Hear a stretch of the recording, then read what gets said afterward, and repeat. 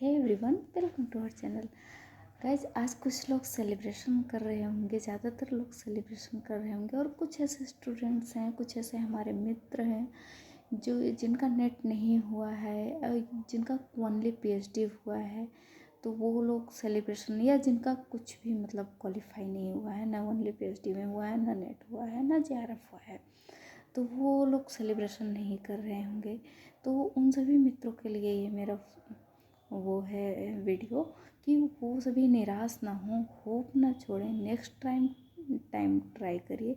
इस बार आप ढूंढिए कि आपने क्या गलतियाँ की थी, आपसे क्या सिलेबस में क्या पॉइंट छूटा था, कहाँ पे आपने मिस्टेक की, और आप उस पर काम करिए दोबारा। क्योंकि अगर आपने एक बार दिया है, अगर आप जैसे बिगिनर हैं, कुछ लोग तो ऐसे दे देते हैं जो बिना पढ़े दे देते हैं, और कुछ ऐसे लोग होते हैं कि जो पढ़ते हैं लेकिन वो उनसे पूरा सिलेबस कवर नहीं हो पाया है। तो आपने कुछ तो पढ़ा है, आप कुछ हद तक आगे चल गए हैं, और थोड़ा और मेहनत करिए और उसी सिलेबस को बार बार मल्टीपल रिवीजन की ज़रूरत। ह्यूमैनिटीज़ के सब्जेक्ट ऐसे होते हैं, वो कोई सा भी सब्जेक्ट है, आपको उसमें मल्टीपल रिवीजन्स की ज़रूरत पड़ती है। आप उसी सिलेबस को पहले तो एक बार पूरे सिलेबस को अच्छे से पढ़िए और फिर उसके बाद मल्टीपल रिवीजन्स करिए, PYQ सॉल्व करिए। PYQ बहुत मैटर करते हैं। एंड मॉक टेस्ट लगा, टेस्ट सीरीज सॉल्व करिए बस। और आपको कोई नहीं रोक सकता है नेट क्वालिफाई होने से या जेआरएफ से। तो आपको होप नहीं छोड़नी है और फिर से कम बैक करिए और आज से ही स्टार्ट करिए। ये नहीं कि रिजल्ट नहीं आया तो आप होप छोड़ दीजिए। जैसे बहुत से लोग होंगे जो पीजीटी की प्रिपरेशन कर रहे होंगे, बहुत से लोग होंगे असिस्टेंट की तैयारी कर रहे होंगे, तो तैयारी करते रहिए आप, और उसके साथ साथ उसमें नेट का भी सिलेबस आप थोड़ा कवर करते रहिए।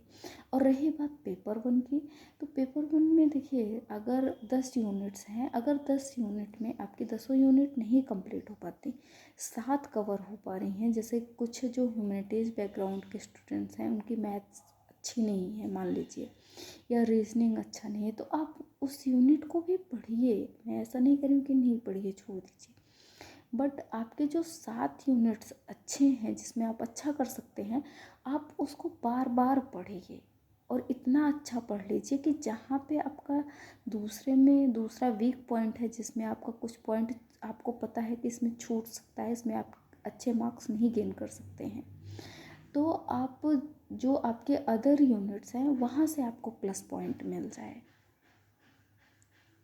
आपको यही स्ट्रेटजी को फॉलो करना है और ऐसे ही मैंने भी किया है। मुझे तो सोशोलॉजी से, वैसे हालांकि मैंने पीजी किया था, बट मैं अगर अपना बैकग्राउंड बताऊं तो मेरा 12th तक साइंस रहा। उसके बाद मैंने डिप्लोमा किया था इलेक्ट्रॉनिक्स इंजीनियरिंग से, तो इसमें जिसमें दूर दूर तक सोशोलॉजी का कोई नाता नहीं। और उसके बाद मैंने जॉब के साथ BA MA किया, जॉब में थी, तो मुझे इतना मतलब डीपली मैंने सोशोलॉजी, सच्चाई मैं बता रही हूँ जी, मैंने नहीं पढ़ा था। बस एग्ज़ाम पास करने के लिए पढ़ लिया था कि रात में पढ़े, सुबह जाके पेपर दे दिया, बस ऐसे टाइप का था। और मैंने इसके प्रिपरेशन के लिए मैंने जो टाइम दिया है सही, और जॉब के साथ साथ मैं कर रही हूँ और मैरिड हूँ, तो मुझे घर के भी काम करने होते हैं।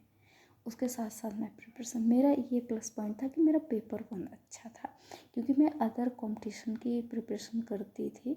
तो मेरा पेपर 1 पे मुझे ज़्यादा काम, ऐसा नहीं कि मैं बहुत अच्छे मार्क्स गेन कर, लेकिन मुझे ज़्यादा काम करने की ज़रूरत नहीं थी, मुझे पेपर 2 पे ज़्यादा काम करने की ज़रूरत थी। तो इस तरीके से ही मैंने किया। और मुझे सोशोलॉजी का एस भी नहीं पता था। तो सोशोलॉजी क्या, आप कोई भी सब्जेक्ट पढ़िए, पहले उसका पूरा सिलेबस कवर करिए, देन मल्टीपल रिविजन्स करिए, बस यही स्ट्रेटजी है, इसके अलावा कुछ भी नहीं। और जो भी पॉइंट्स आपके छूट रहे हैं, आप PYQ सॉल्व करेंगे तो आपको उसमें मिलेगा कि आपका क्या पॉइंट छूटा है, आपने कहाँ पे कवर नहीं किया है, तो आप उसको पढ़िए फिर से। बस मिलते हैं नेक्स्ट वीडियो में, बाय बाय। एंड जिनका जो क्वालिफाई हुए हैं इंक्लूडिंग मी, उनको कॉन्ग्रेचुलेसन्स, और जिनका नहीं हुआ है उनके लिए ऑल द बेस्ट। प्रिपरेशन में लग जाइए। Bye bye.